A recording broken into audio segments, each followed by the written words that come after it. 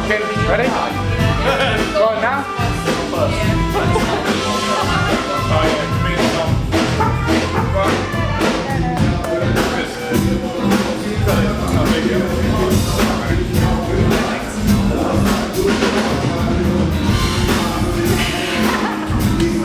See you later.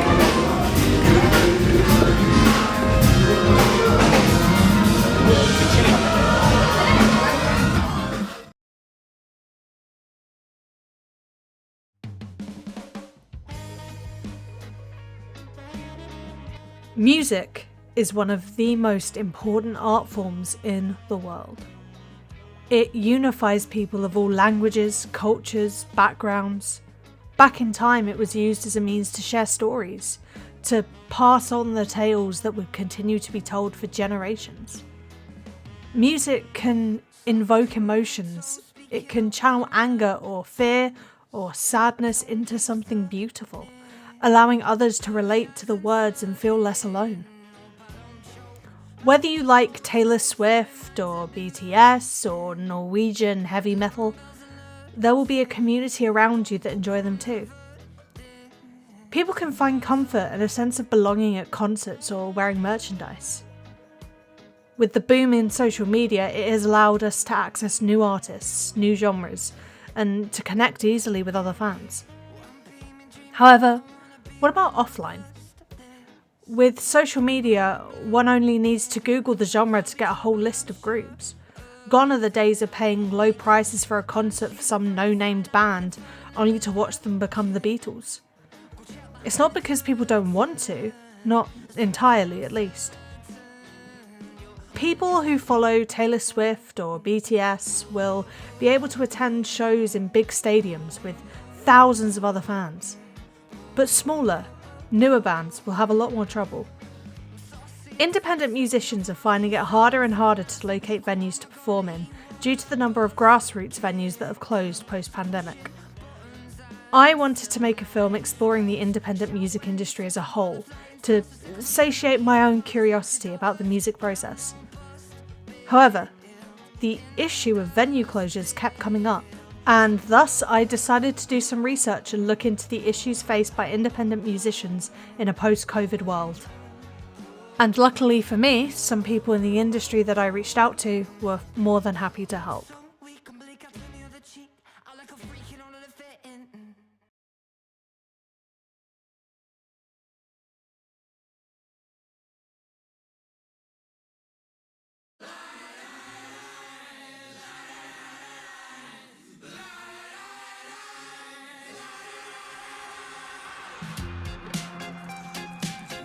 Earlier this year, I attended an event called Ella Funk in the Room at Band on the Wall in Manchester.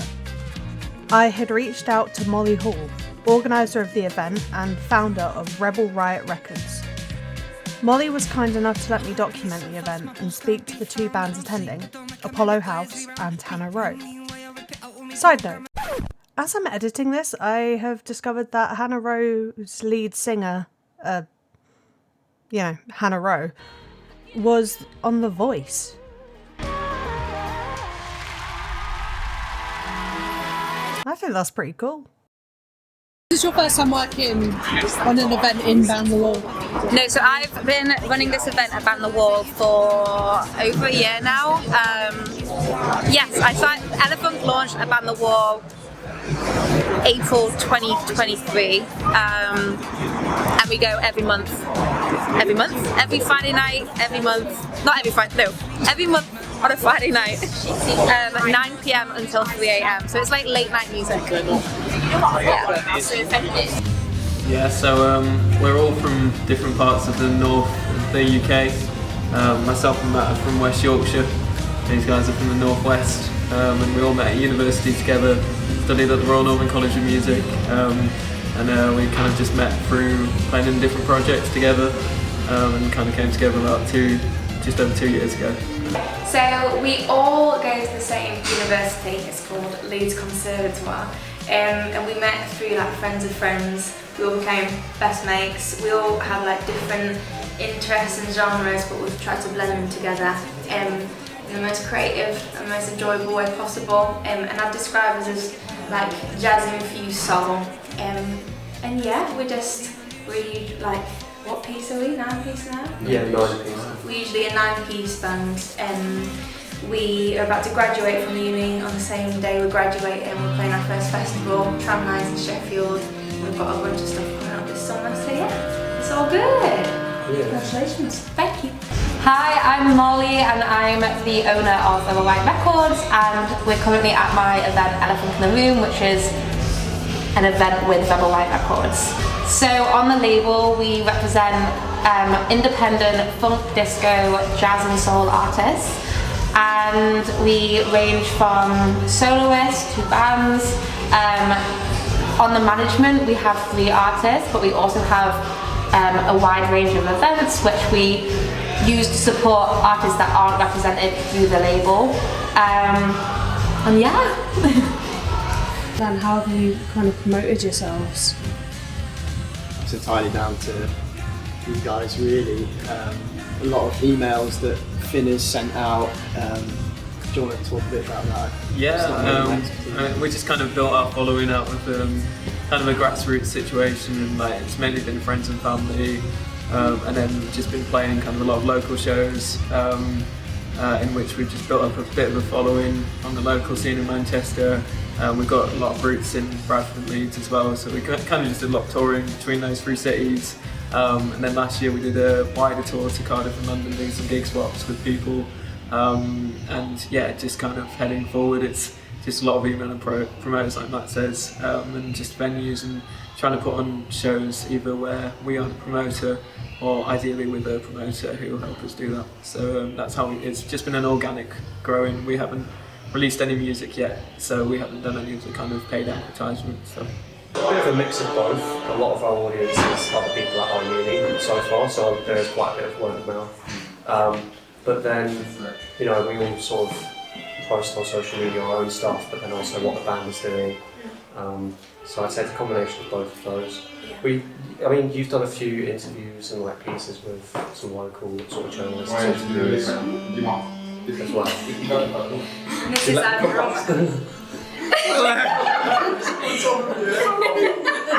How long does this event take to arrange? For tonight? Yeah. So I promote it and I organise it a month in advance, but all the bands are booked 6 months in advance. We have like such a every single band is wanting to work with me and like want to be on this event, so I have a backlog of bands, so we are booked up now for the next year, which is really good. So yeah, these guys have been booked for the past 6 months, but yeah, we usually start promoting it a month in advance. Unfortunately, during the Hannah Rowe interview, a French man down the hallway began shouting something about a holiday. I was not confrontational enough to ask him to shut up, so we do have to deal with that.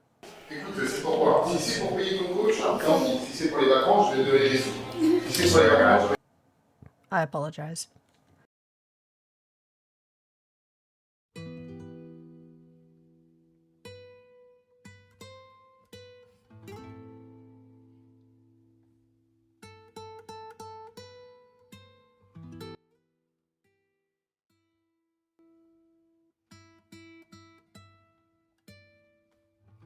In 2020, the world came to a complete stop.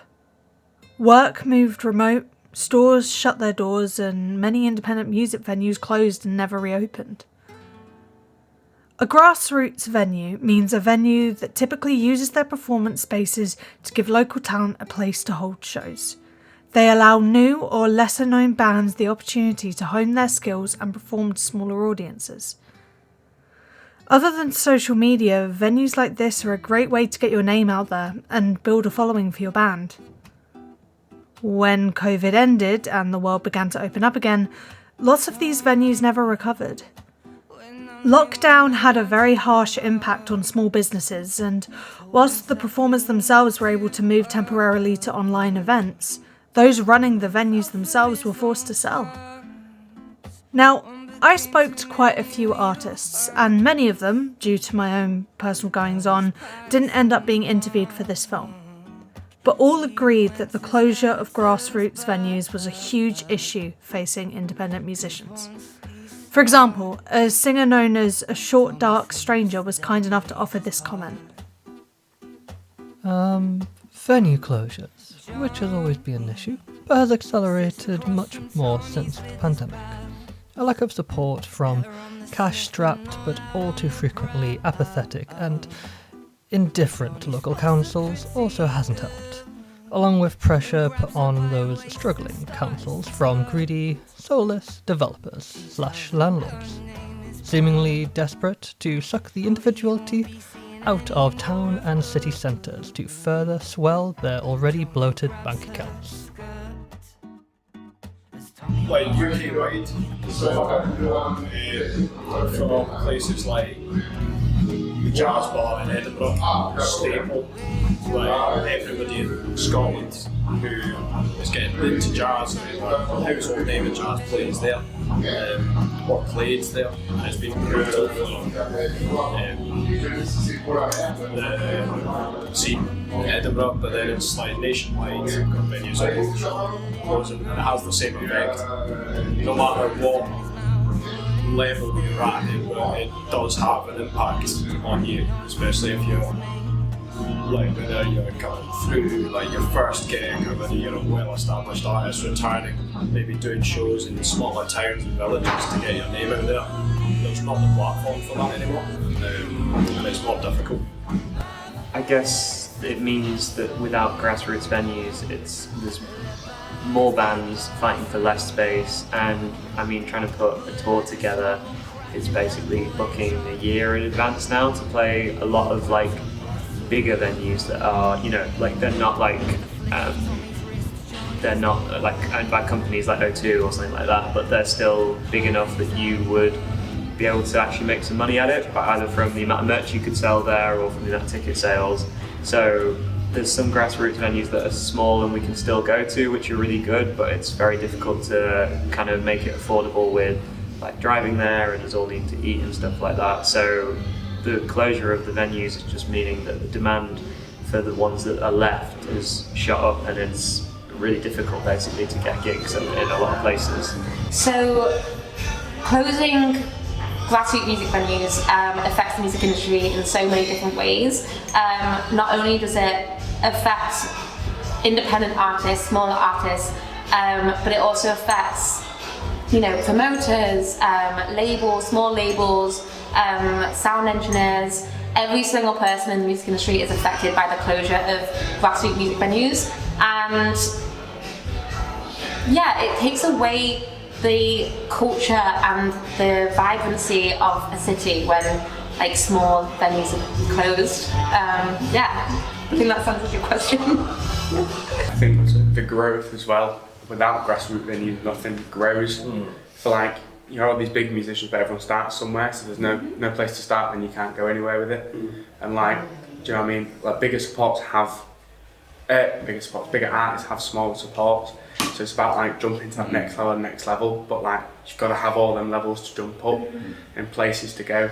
Like we started at Brew, which is like a grassroots venue, it's the best in Leeds. Brewing it, but like if that wasn't there, we wouldn't get the opportunity to. You know what I mean? And like that's how we've made it. It's how everyone makes it. You start somewhere, but when you close them down, you're not going to get a gig at like 1,000 cap venue for your first gig. You've got to start somewhere. So if there's nowhere to start, then it just completely ruins the whole like cycle of as being a musician. Because like you can be like you're saying, you can be like a 20-year-old well-established musician, but if you start a new band, just because you're an established musician doesn't mean the band is already going to get those massive gigs. You might have a better chance, but like. And even for audiences as well, not everybody can shell out 40 quid to go to some mad venue to see an artist. Some people just want to go pay like £5-10 and see some awesome music, but it just is disappearing quickly. So I think we've been quite lucky really that quite a lot of that still happens in Leeds. I think the college where we've been really supports that.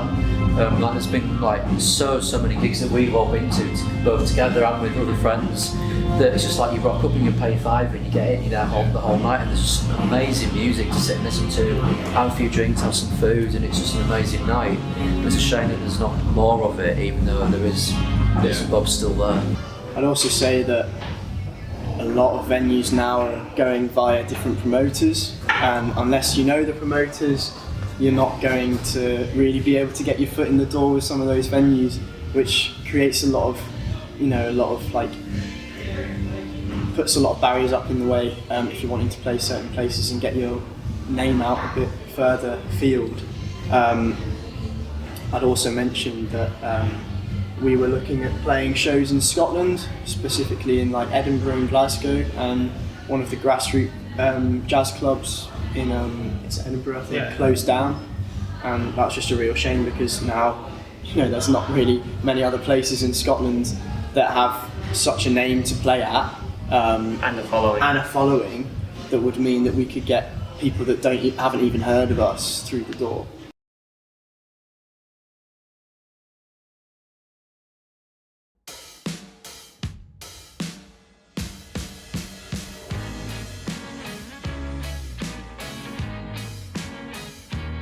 So, with the oversaturated music industry losing one of their biggest opportunities with grassroots venues closing, what's the future for independent musicians? For the most part, they will continue to grow using social media, taking opportunities to busk or perform where they can. Spotify or YouTube have at least made it infinitely easier to share their music with the world. However, it's still a little sad that the days of showing up to your local pub and catching a no-name band on the fly seem to be dwindling. How do we solve this? Take advantage of events near you. If a local band is playing, maybe you go check them out with some friends. Share artists you like as much as you can, and if you know performers, keep an eye out for any opportunities that could benefit them. From open mic nights to Battle of the Bands, I asked many of my friends to help me with this project, and because of that, I was able to be put in contact with some really cool people. Whilst I don't have a large platform, I still wanted to allow the bands involved the chance to promote themselves. Starting with Finn, who was lovely enough to let me use his music throughout this film, and Jake Keating, who I had a long chat with about the state of the industry. To all the people that appeared on camera and all the people that spoke to me off camera and through emails, thank you for all of your help. I could not have made this without you. Have you guys got anything that you want to promote? So if you've got like a YouTube channel that if you've got anything on Spotify, Instagram. You've got to keep your eyes peeled. Currently we've just recorded our first album, so we're just in the process. Thank you. So we're just in the process of getting that mixed and mastered, and then we're going to potentially approach some different labels and people like that, see if people want to put it out as a joint release or as a release. So until that point, we've just got some stuff on. We've got our Instagram account at Pot House, and then got a YouTube channel with some bits and bobs on. But yeah, until that happens, just come down to a show if you can. We just gig pretty regularly in the north, so it'd be lovely to see you there. Social media is your best bet. Okay, so we are Hannah Rowe. Oh, I hate saying that, but we are. All the music is written by all of us combined. This is our producer as well as keys player. All of our individual sort of like accounts and links you can find from me on my account, which is Hannah Rowe, R-O-W-E, but it's a 0 instead of an R on Instagram because I'm just really creative like that. But yeah, we've got a YouTube channel with lots of live sessions and live performances. We just headlined the Wardrobe, which was amazing. Should be some clips from that coming out soon. Absolutely, yeah. Like I said, we've got summer festivals coming up all over the UK, which you can find us at. Anything else? Our EP comes out end of June. That's quite a big one. Yeah. Fluid in Silence, June 28th. Yeah, music that people haven't heard before. We're very excited to get our first body of work out in the world. Yeah, all excited.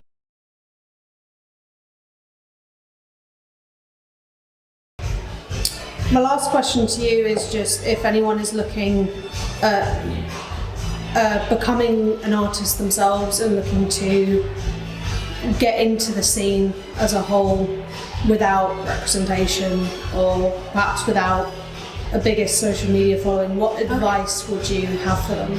So I definitely don't think an artist needs representation. I think there comes a point in any artist career where it's going to be a point where you need a manager because you can't take on everything yourself. You'll need to be working with someone that has the contacts, that has the network, that has the motivation to push you into different avenues. But it's definitely not necessary to be represented by a label. I definitely think it's important to build a following on social media though, even if you like it or don't like it. So